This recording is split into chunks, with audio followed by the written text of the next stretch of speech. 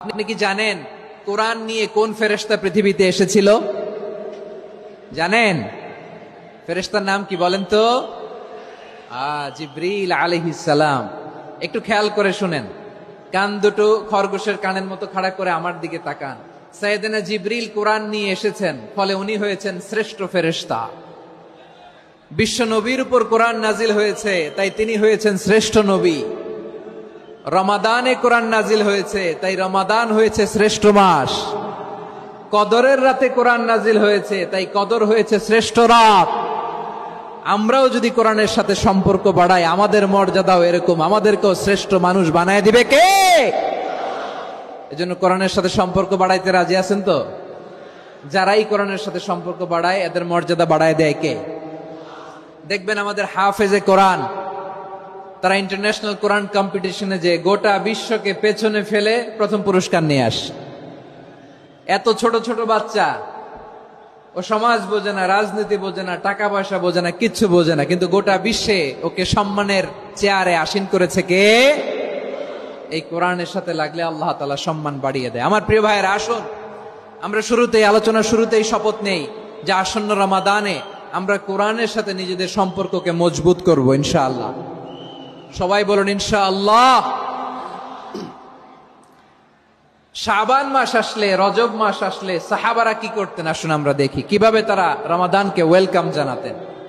রজব শাবান আসলেই ওনারা রমাদান পর্যন্ত পৌঁছার আকুতি, আগ্রহ আর ফরিয়াদ আল্লাহর কাছে জানাতেন আর বলতেন, ইয়া আল্লাহ, রমজান পর্যন্ত আমাদের হায়াত বাড়িয়ে দাও। আল্লাহুম্মা বাল্লিগনা রমাদান, আল্লাহ তুমি রমজান পর্যন্ত আমাদের পৌঁছে দাও। আল্লাহুম্মা বারিক লানা ফি রজব ওয়া শাবান ওয়া বাল্লিগনা রমাদান, আল্লাহ রজব শাবানে বরকত দাও, আল্লাহ রমজান পর্যন্ত তুমি আমাদেরকে পৌঁছে দাও। আওয়াজ করে পড়েন আমিন।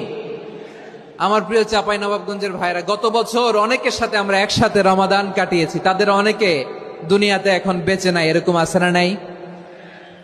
এই যে আরো 7 দিন বাকি রমাদান আসতে, এই 7 দিন পর্যন্ত আমরা রমাদান পাবো, কোনো গ্যারান্টি আছে? আচ্ছা, এই বছর যদি খুশনসিব হয় আমাদের, আমরা যদি পাই, আগামী বছরও যে রমাদান আমরা পাবো, কোনো গ্যারান্টি আছে? তাহলে আসুন আমরা ভেবে নেই, হতে পারে this Ramadan could be the last and final Ramadan in our life. হতে পারে এই রমাদানই হতে পারে আমার জীবনের শেষ রমাদান। ঠিক কিনা বলেন? তাই আসুন আমরা আল্লাহর কাছে দোয়া করি, আল্লাহুম্মা বাল্লিগনা রমাদান, আল্লাহ তুমি রমাদান পর্যন্ত আমাদেরকে পৌঁছে দাও। আওয়াজ করে পড়েন আমিন। ইবনু রাজব আল হাম্বলি লাতাইফুল মাআরিফের মধ্যে লিখেছেন, সাহাবারা ওনারা রমাদান কেন্দ্রিক, আমাদের সালফে সালেহিনরা রমাদান কেন্দ্রিক জীবন কাটাতেন। ওনারা রমজান আসার 6 মাস আগে আল্লাহর কাছে দোয়া করতেন, আল্লাহ রমজান পর্যন্ত পৌঁছে দাও। রমজান চলে যাওয়ার পরে বাকি 6 মাস আল্লাহর কাছে দোয়া করতেন, আল্লাহ এই রমাদানে যে ইবাদত করেছি, এই ইবাদত গুলো তুমি কবুল করে নাও। সুবহানাল্লাহ। তাহলে পুরো বছর রমাদান কেন্দ্রিক জীবন।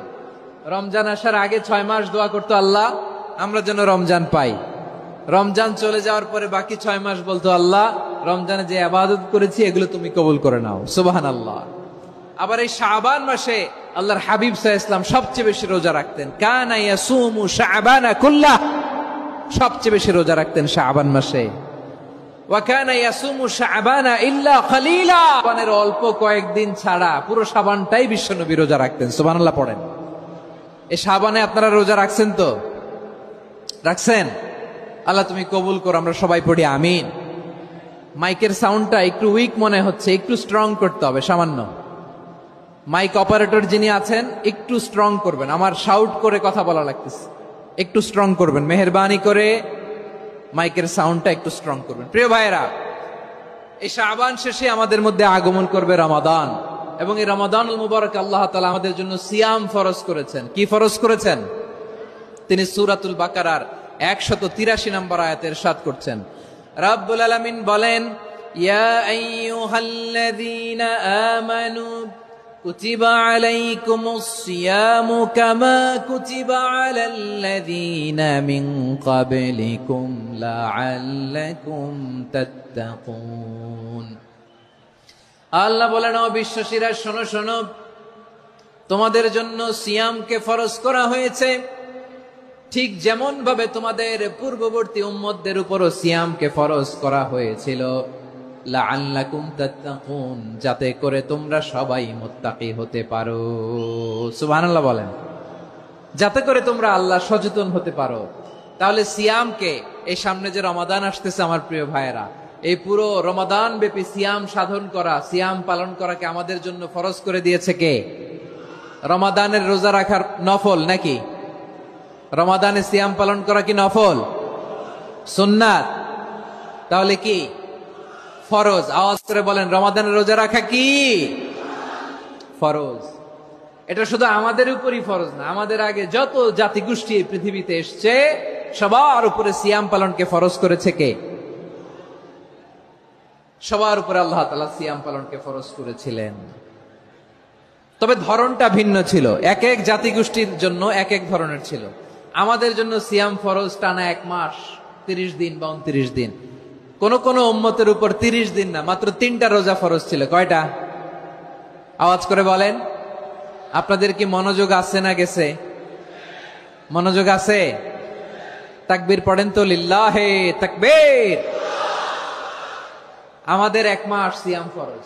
পূর্ববর্তী অনেক উম্মতের উপর 1 মাস ছিল না, 3টা ফরজ ছিল। কয়টা? প্রতি মাসের 13, 14, 15 ফরজ ছিল তাদের জন্য। কারো জন্য শুধু একটা, আশুরার রোজা। কোন কোন উম্মতের জন্য 10টা। কোন কোন উম্মতের জন্য রোজা ফরজ ছিল মৌনতার রোজা, আরবিতে বলে সৌমুল ইনসাত, মানে সারাদিন খেতে পারবে, পান করতে পারবে, স্ত্রীর সাথে মেলামেশা করতে পারবে, কিন্তু কথা বলতে পারবে না। কথা বললেই তাদের রোজা ভেঙে যেতে। পড়েন সুবহানাল্লাহ। কি অদ্ভুত ব্যাপার, মৌন সম্মতির রোজা। যেমনটি সাইয়্যিদাতুনা মারিয়াম আলাইহাস সালাম বলেছেন, ইন্নী নাযারতু লির-রাহমানি সাওমা ফালান উকাল্লিমাল ইয়াওমা ইনসিয়া। তিনি বলেছেন, আজকে আমি রহমানের জন্য, মানে আল্লাহর জন্য রোজা মানত করেছি, আজকে আমি কারোর সাথে কথা বলতে পারবো না। তো রোজা রাখলে কথা বলতে পারবে না কেন? কারণ ওই শরীয়তে